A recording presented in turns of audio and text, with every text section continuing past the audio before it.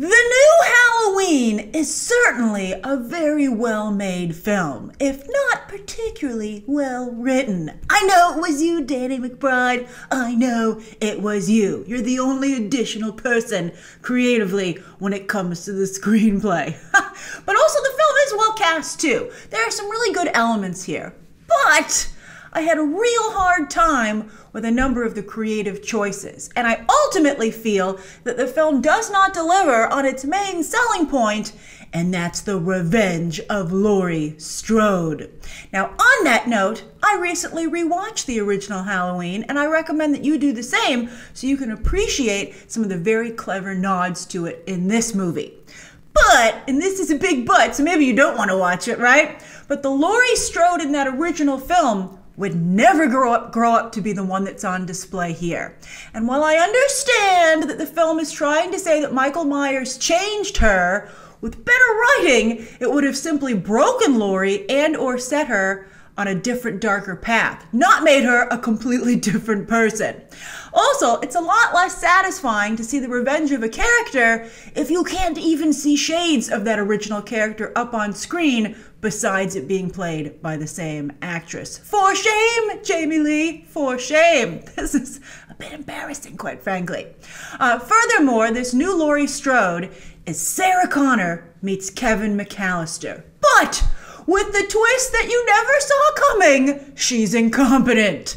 Yes, imagine if Sarah Connor and Kevin McAllister were all talk, but when the moment came, they couldn't deliver. Now, this new Laurie Strode would have you believe that everything does go to plan, but I saw it, and I think it's pretty clear she just manages to get by, right? And even then, the movie asks, does she? My other problem with the movie is that it's just too gruesome. Like a lot of times with horror movies, I can't look at the screen, right? I'm so scared.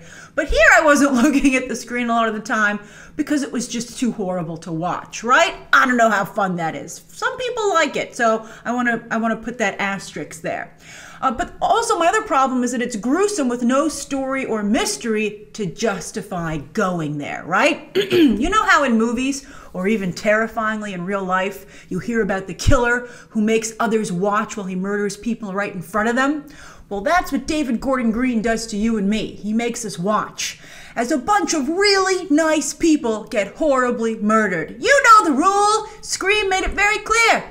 You kill dumb and jerky teenagers and adults. That's it. And I'm still trying to decide if killing kids under the age of 13 is a step too far. I'm thinking maybe it is. Now, as I said, the movie is without a doubt very well made, beyond the script, that is.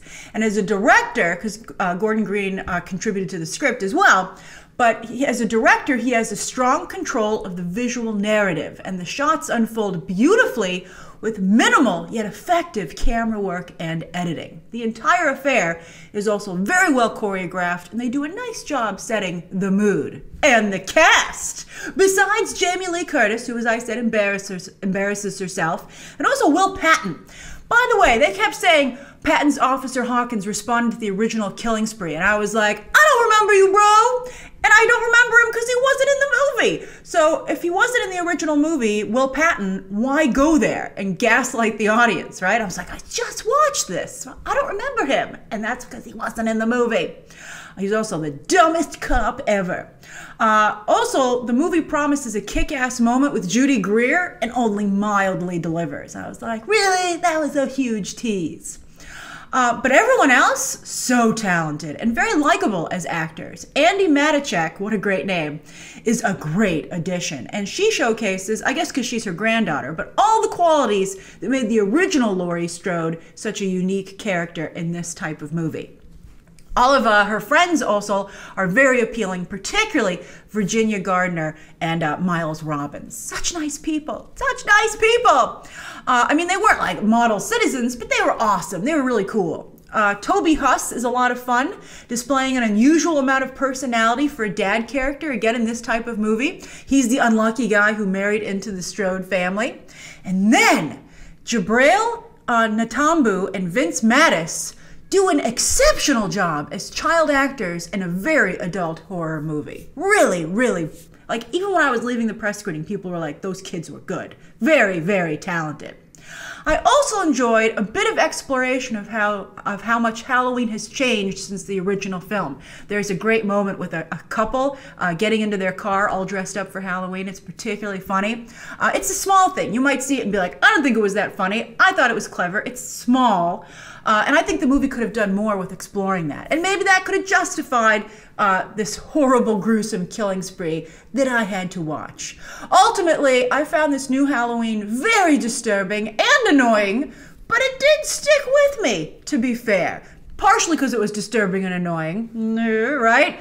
But also because, you know, there were some interesting shots and there was some stuff that I think did work, right?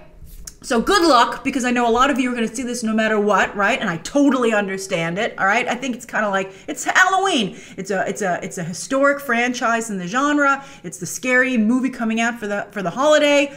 Go see it, but just it's gonna be really tough. And if you have a big if you have a problem watching people be horribly murdered in front of you, I mean, you would think who doesn't, right? But you know, we know the situation. You just be prepared for what you're getting yourself into. All right, so that's my review of Halloween. I'm very curious to hear your thoughts down below. This has been playing on the festival circuit and a couple of advanced screenings, so if you've seen it, don't give away any spoilers down below, all right? I may or may not do a spoiler review. We'll see how hot this movie is. But anyway, I look forward to hearing your comments down below. And of course, as always, you can check out some more videos right now.